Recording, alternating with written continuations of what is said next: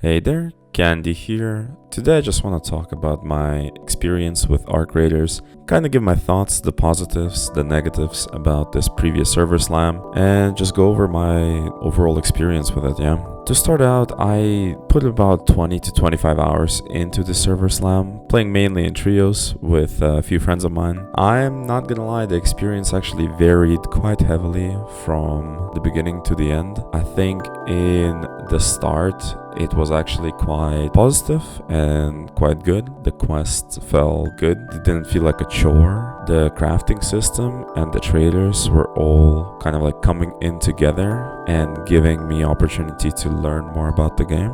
But closer to the end, me and many other people did notice that the content of the game wasn't really there. Now I know it is a server slam and the whole point was to test out the server stability, but I feel like Embark kind of shot themselves in the foot by limiting the amount of content in this, I guess, free version, quote unquote. In terms of pros and what I really liked about the game is that personally I didn't have many crashes when I played. However, I did see some streamers run into a few crashes. Maybe it was some positioning bug or it was just drivers or PC issue. I did notice it was affecting other people. However, for me it was not really a big deal. Now the guns felt quite nice. Personally, I liked the variety and the design in the game. I did feel like some guns were definitely used a lot more than the others. Let's say like Pharaoh because of its heavy ammo usage, and later Anvil that you could buy from a merchant, or just if you found a blueprint you could just craft it. But weapons like the Stitcher or the Kettle that use light ammo were also quite nice, allowing for pretty solid close quarter encounters with other players. I started running the Stitcher closer to the end of the server slam, and honestly I fell in love with it simply because it allowed for a pretty solid 25 to 30 bullet burst on the player without really that heavy of a recoil. The Pharaoh was nice for dealing with bots, especially the flying ones, but the medium gun weapons were a little bit weird for me because I felt like while the game tells you that it's equally as good for players and for arcs, dealing with arcs with a medium bullet weapon felt a little bit underwhelming, sometimes taking multiple clips on the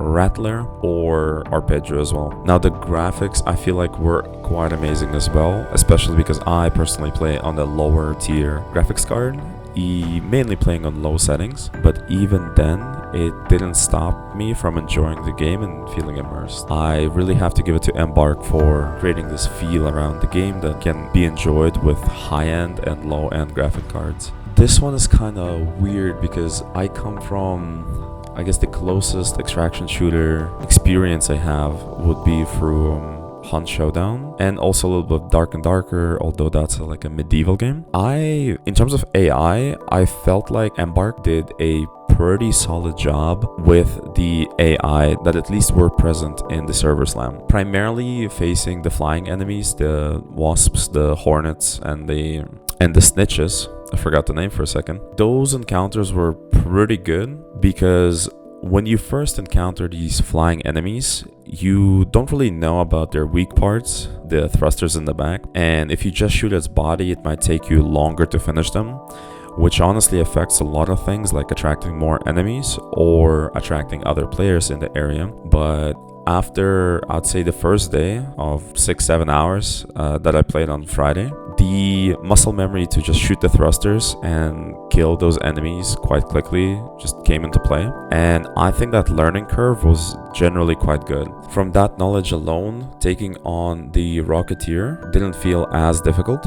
As for the negatives, I do feel that Embark shot themselves in the foot with this server slam, mainly because all the people who played in the tech test 2 know that there is so much more to unlock in terms of workbenches, in terms of crafting quests, that the fact that this server slam was so limited might have given a very wrong impression of the game to majority of people. Now, I know that it is not my opinion alone, because simply by scrolling through YouTube thumbnails, I realized that there were a lot of content creators that kind of felt the same. And for a lot of people who did not play in the Tech Test 2 of Arc Raiders, it just felt overhyped and that the game is under-delivering, which I honestly completely understand them.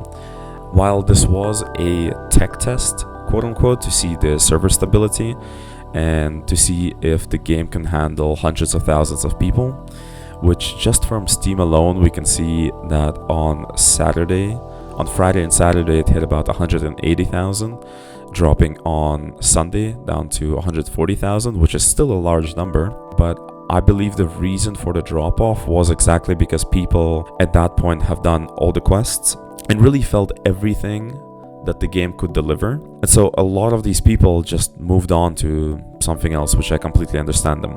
Now, for the closing thoughts, I feel like the game will do great.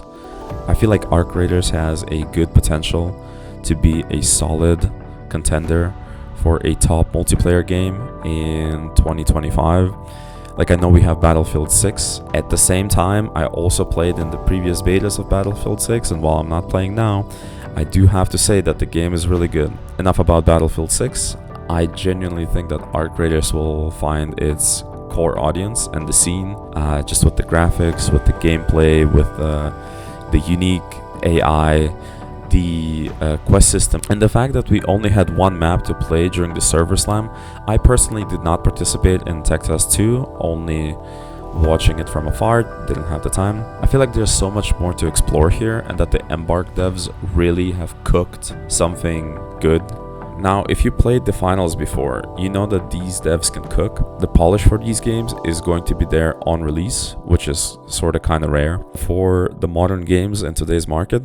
But yeah, I genuinely feel like that this game will find its place, and I can't wait to play more of it, maybe make more content on it. But yeah, if you made it this far, like and sub for Scrappy, and I'll see you around. Peace.